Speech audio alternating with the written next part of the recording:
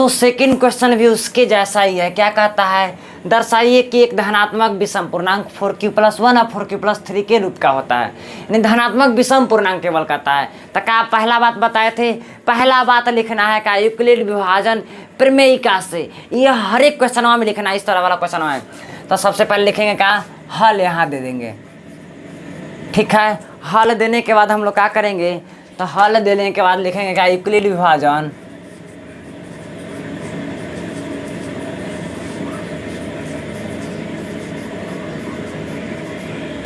Euclid विभाजन प्रमेयिका से।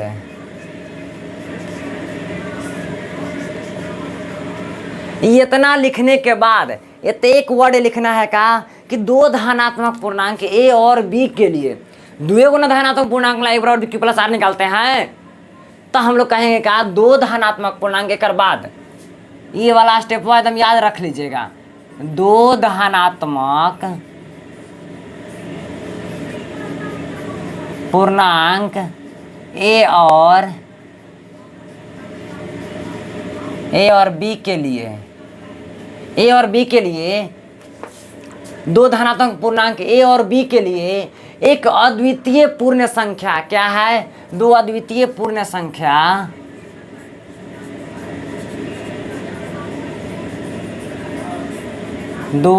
अद्वितीय पूर्ण संख्या Q और R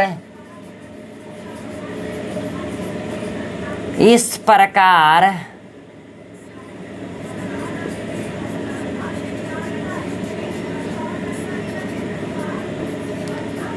देखिए, इतना बात हर एक क्वेश्चन में लिखे पड़ेगा का कि यूक्लिड विभाजन प्रमेयिका से दो धनात्मक पूर्णांक ए और बी के लिए दो अद्वितीय पूर्ण संख्या Q और R इस प्रकार विद्यमान है कि का, तो ए बराबर BQ+R जहाँ 0 बड़ा बराबर R बड़ा B।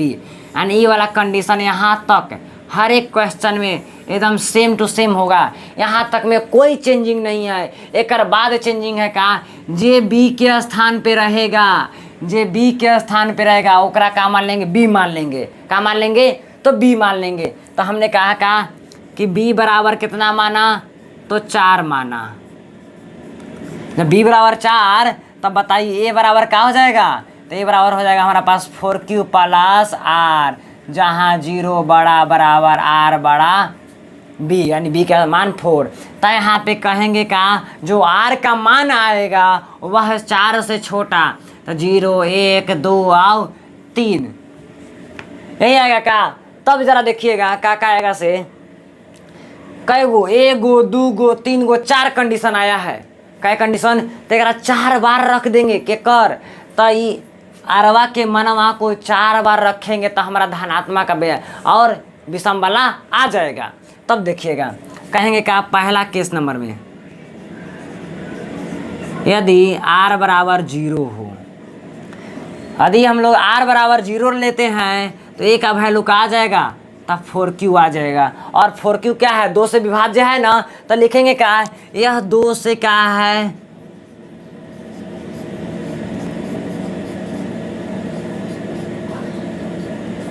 यह 2 से विभाज्य है।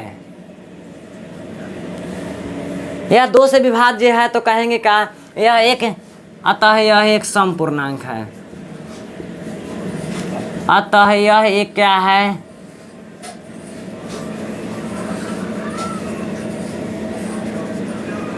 समपूर्णांक है। अब चलते हैं केस नंबर 2 के पास।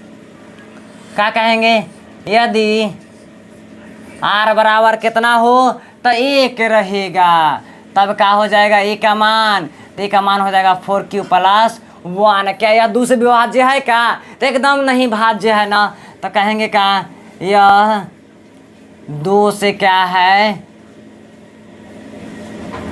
भाज्य नहीं है। जब यह 2 से भाज्य नहीं है तो क्या है, अतः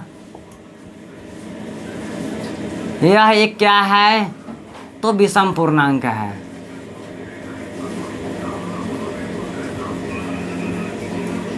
विषम पूर्णांक है। फिर केस नंबर 3 लेंगे इसी प्रकार से, तो केस नंबर 3 का आ जाएगा,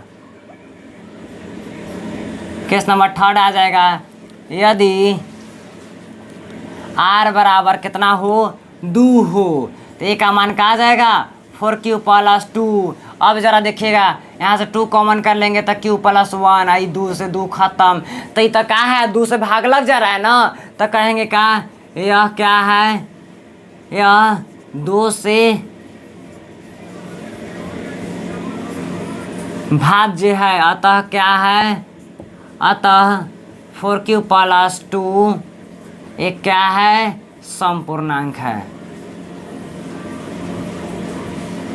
यह एक क्या है समपूर्णांक है। अब केस नंबर 4 के पास पहुंचेंगे तो क्या कहलाएगा केस नंबर 4, तो कहेंगे यदि r बराबर 3 हो तो क्या कहेंगे, तो कहेंगे हम लोग a बराबर r बराबर 3 हो ना तो 4q + 3, ठीक है ना।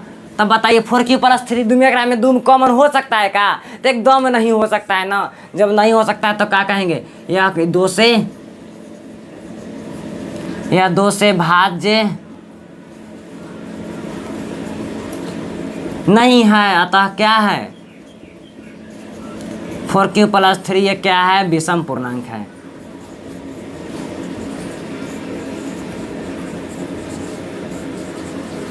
का कोई दिक्कत है यहाँ तक? अगर एक में कोई स्टेप नहीं समझ में आया हो ना तब बेझिझक कमेंट कीजिए, हम तुरंत एक सॉल्यूशन फिर बताएंगे, ठीक है ना। तो चलिए यहाँ तक नोट कर लीजिए हम लोग।